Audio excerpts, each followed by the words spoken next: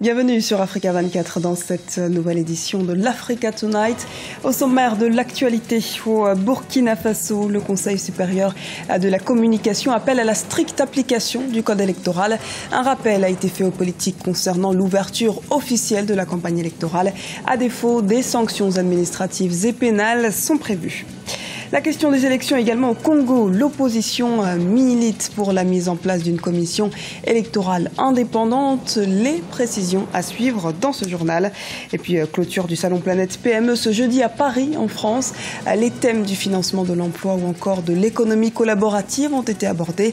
Nous ferons le bilan de ce rendez-vous économique. Mais d'abord, sachez que le gouvernement malien a levé les mandats d'arrêt lancés contre des responsables de la coordination des mouvements de l'Azawad, la CMA. Un signe fort à quelques jours de la signature prévue par les rebelles d'un accord de paix avec le gouvernement du Mali. La mesure peut être en effet considérée comme un signe d'apaisement. Préparatif de l'élection présidentielle au Burkina Faso, le Conseil supérieur de la communication rappelle les réglementations du code électoral. L'interdiction de toute campagne électorale déguisée a été notifiée aux acteurs politiques, comme nous l'explique Birama Saounera.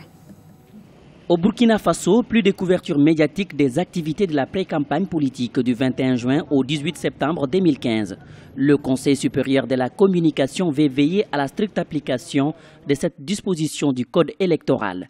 Le Collège des conseillers rappelle que tout contrevenant s'expose aux sanctions administratives et pénales prévues par les textes en vigueur. Je pense que le Conseil, sur cette question, a réagi conformément au nouveau code électoral. Et étant entendu que d'autres partis sont en avance sur d'autres par rapport à cette question et que cette question est déjà lancée dans une pré-campagne, la nouvelle loi a voulu effectivement créer les conditions de sorte pour qu'on puisse patienter de sorte à ce que tout le monde puisse couvrir la campagne au même temps et ait les mêmes chances de parler dans les médias. Le 7 mai 2015, le Conseil supérieur de la communication a suspendu pour une période de 3 mois les émissions d'expression directe sur les antennes des radios et télévisions dans tous les pays.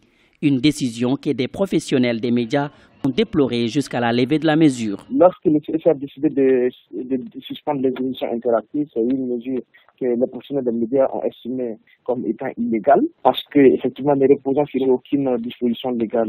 En fait, le CSA avait effectivement le droit de suspendre des médias identifiés pour avoir commis telle ou telle faute, mais elle n'a pas le droit effectivement de sanctionner tout le monde, juste à titre préventif. C'est là où cette mesure a posé un problème. Maintenant, la nouvelle mesure effectivement est juste un rappel par rapport aux dispositions du nouveau code électoral. La campagne électorale pour les élections législatives et présidentielles du 11 octobre 2015 débutera au Burkina Faso le 19 septembre 2015.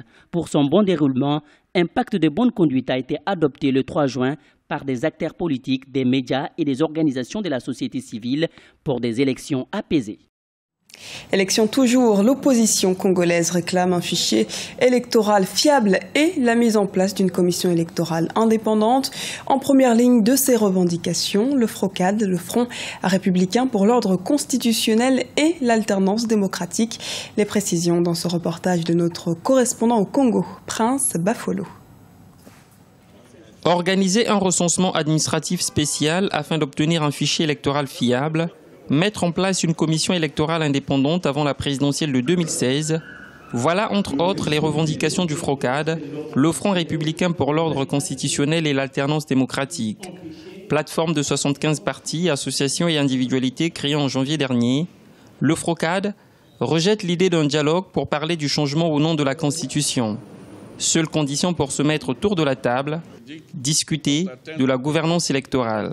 Pour une élection majeure comme l'élection présidentielle, nous devons prendre des dispositions pour que tout soit en place, c'est-à-dire qu'on mette en place la commission électorale indépendante, qu'on procède au recensement administratif et spécial pour que nous puissions avoir un fichier électoral fiable. Alors tout cela donc permettra d'organiser une élection apaisée en 2016.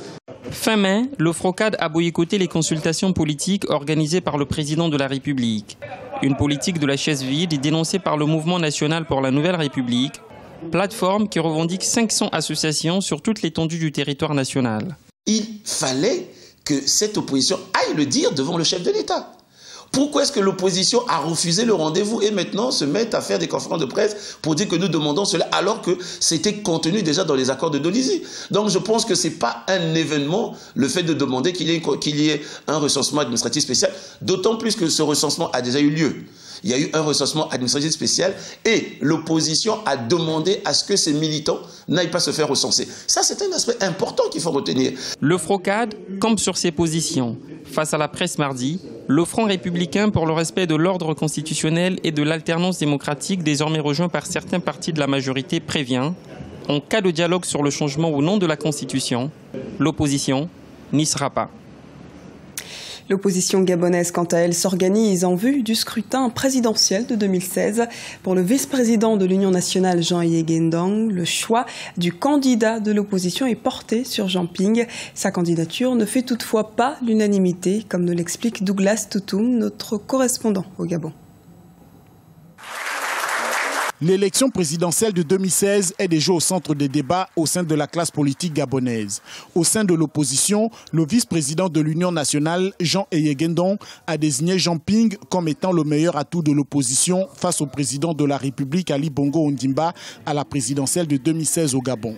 Qu'un homme s'est révélé à mes yeux comme étant revêtu des atouts et d'un leadership à même d'être notre porte-flambeau dans l'éventualité d'une élection. Malgré le bras de fer déjà entamé entre le pouvoir et l'opposition et au lendemain de la déclaration de Jean Yégendong, le président de l'Union nationale, Zachary Miboto, a appelé mardi 17 juin ses collaborateurs au calme. Pour lui, la désignation d'un candidat n'est pas encore à l'ordre du jour. Mais dans la même foulée, la société civile a mis en garde toute personne qui essaierait d'empêcher la transparence électorale en 2016 par quelque moyen que ce soit.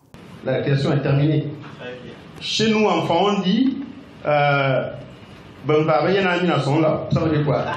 Ça veut dire que les poissons ont déjà identifié l'hameçon. Ça veut dire qu'une fois que le poisson a identifié l'hameçon, ben les gens ne viendront plus, le poisson ne viendra plus, il va passer à côté. Avec une opposition qui entend tout mettre en œuvre pour une alternance démocratique dès 2016 et un pouvoir sûr de lui qui souhaite aller jusqu'au bout de son projet de société, l'avenir en confiance, avec le plan stratégique Gabon émergent fixé à 2025, la présidentielle de 2016 s'annonce disputée.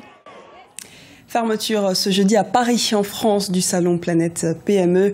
Un rendez-vous de 2 jours qui a été exclusivement consacré à l'essor des petites et moyennes entreprises. 12 ans après sa création et comme chaque année, PME et financiers ont participé au rayonnement économique de leur pays. Les Africains, tout comme de nombreuses nationalités, ont d'ailleurs répondu présent.